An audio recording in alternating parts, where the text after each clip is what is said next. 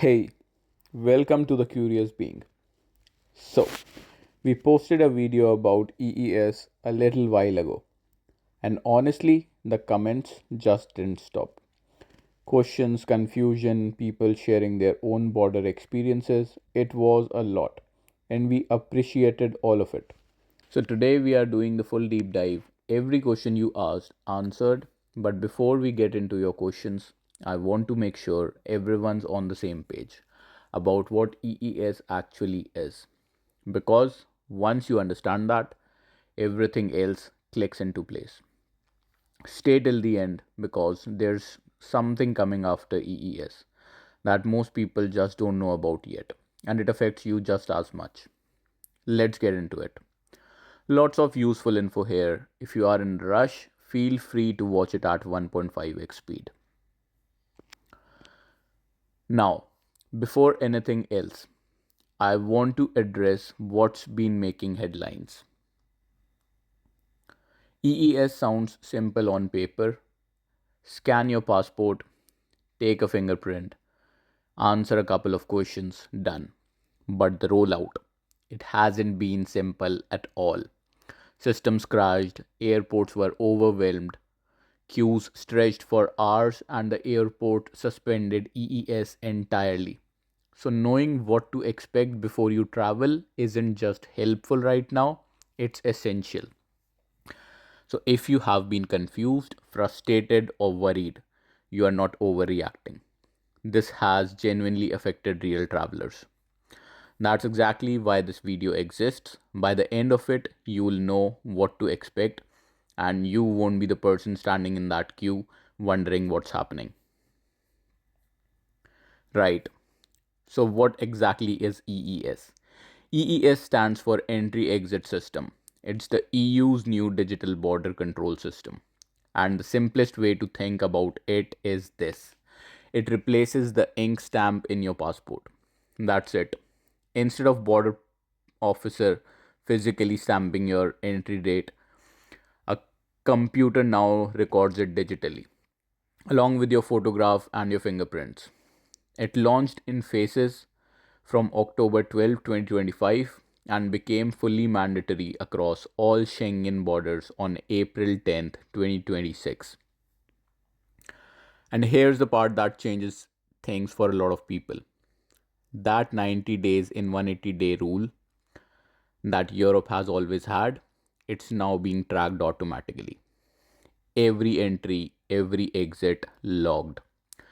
If you go over 90 days, the system flags it, the officer sees it on their screen the moment you scan your passport. There's no wiggle room anymore. No manual counting, no slipping through. It's digital, it's automatic, and it's not going away. EES serves three main goals: 1. Security, 2. Fighting overstays, and 3. Eventually faster borders. Once everyone is registered, the plan is that repeat travelers can breeze through e gates in seconds because their data is already stored for 3 years. The goal is under 30 seconds at an e gate. That future is being built right now. The chaos you are seeing today is the growing pain. The destination is actually a smoother border experience. We are just not fully there yet. Now, the question I have been getting the most: who actually has to go through EES? The short answer: all non EU nationals visiting for a short stay, meaning up to 90 days in any rolling 180-day period. That breaks into two groups. Group 1: visa exempt travelers. If you are from UK, US, Canada, Australia, New Zealand, Japan, South Korea, and dozen other many countries, you don't need a Schengen visa to visit, but you do now need to go through EES registration. The visa free part hasn't changed, the border process has. Group 2: short stay visa holders. If you have a standard Schengen tourist or business visa, EES applies to you too. Your entry and exit get logged alongside your visa details. Now, who is exempt? EU and Schengen citizens, long stay visa holders, type D, Schengen residents, and diplomats. All of them are exempted. And here's the one people miss: dual nationals. If you have both a non EU passport and an EU passport, always use the EU one at the border. You skip the whole process every time. One more thing for families: children under 12 don't need to give biometrics, but they do need a facial scan. And this catches a lot of school groups off guard. Every child needs their own individual passport now. Group or collective passports don't work under EES. If you are traveling with kids or organizing a school trip, sort this out before you leave. So, where does EES actually apply? All 29 countries in the Schengen area, which is essentially most of continental Europe.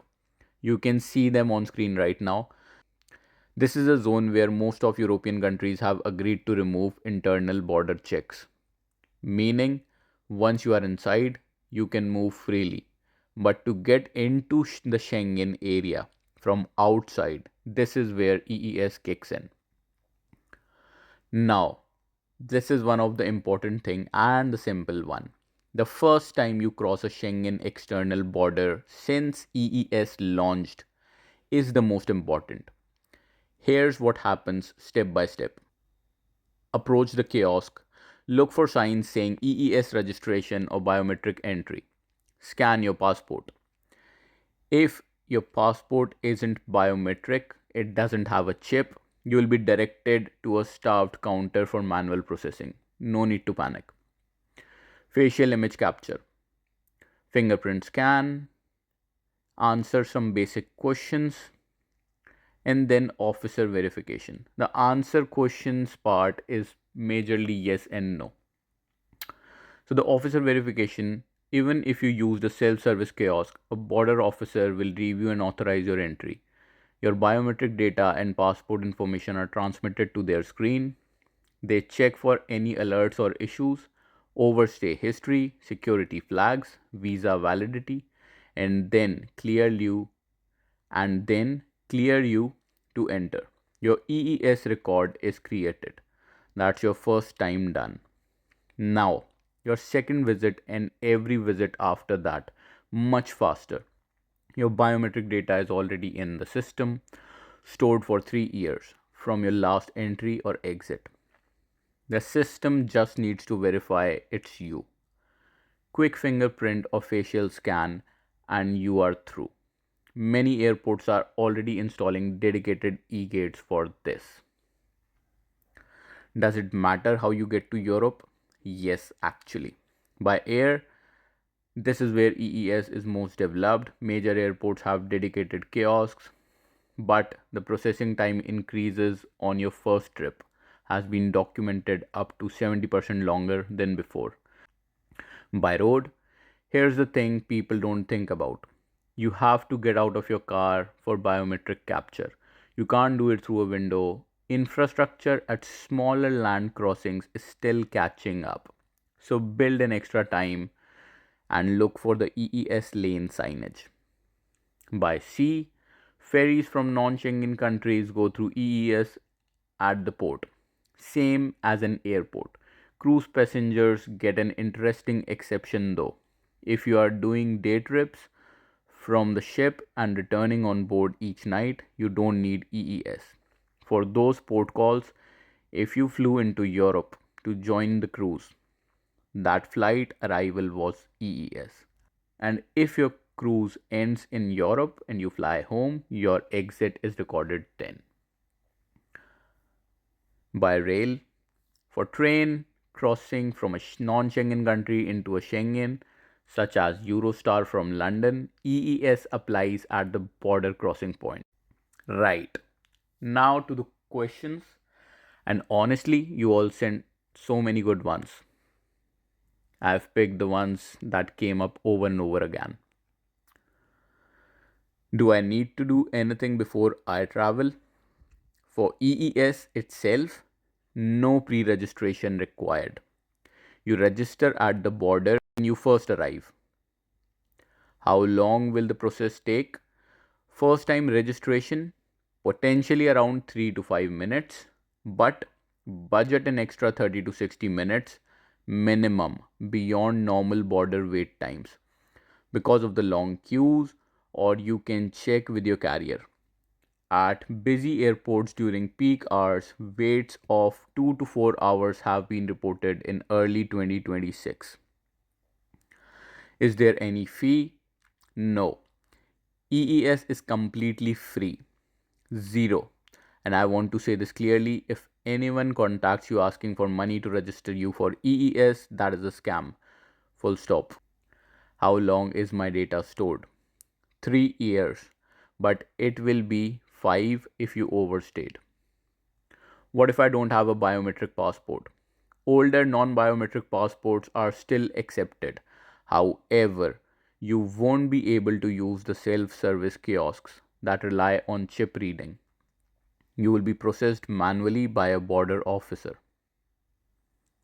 What about the train journeys from one country to another within the Schengen area? No EES will be needed within the Schengen area.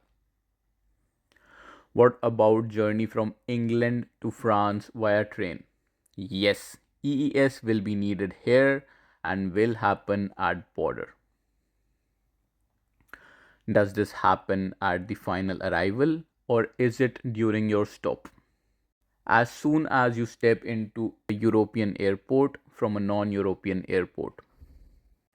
Can children travel on a group passport? No. Under EES, every traveler, including children, needs their own individual passport. School groups and family groups that previously used collective travel documents need to update their arrangements. What if the system crashes or there are technical issues? This has actually happened multiple times in the rollout. When EES systems go down, border authorities revert to manual passport stamping as a fallback, the old ink and paper method. All right, let's end on something actionable. Top tips of surviving EES as a traveler. Check your passport, is it biometric or not? Arrive early, you can check with your carrier about any reported issues with the system. Have your documents ready. Download the Travel Europe app. Quick heads up, as of now, it's only fully operational for Sweden and Portugal, but it's worth downloading and checking as more countries come online. It pre fills your information before you arrive at kiosk. Calculate your 90 days. Pro tip, and this is a good one, there's a self service portal being rolled out at travel-europe.europa.eu where you can check your own remaining days before you travel. Use it specially if you have been to Europe since October 2025. Do these 5 things and thank yourself at the border. So, that's EES, the biggest change to European border control in decades. It's live, it's mandatory, and it's here to stay. And if you think that's a lot to take in, there's more coming because ETIAS is next. It's separate pre-travel authorization system. Think of it like the US ESTA, where visa exempt travelers will need to apply online before they even book their flight to Europe. It's expected in late 26 or 27. There'll be a Euro 7 fee and it's valid for 3 years.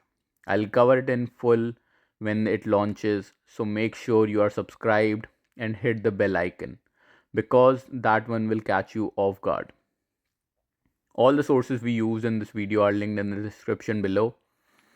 Everything is verified. Now I want to hear from you. If you have already been through EES, tell me in the comments, was it smooth? Was it chaos? Did you wait 3 hours or breeze through in 5 minutes? Real experiences from the community are genuinely helpful to people who are about to travel for the first time under this system. If this video helped you even a little, a thumbs up genuinely helps this channel reach more people who need this information right now. And if you are new here, the curious being is where we take the things that are confusing, complicated, or just not explained well, and we break them down properly. Subscribe, ask questions. We read every single comment. Safe travels, and I'll see you in the next one.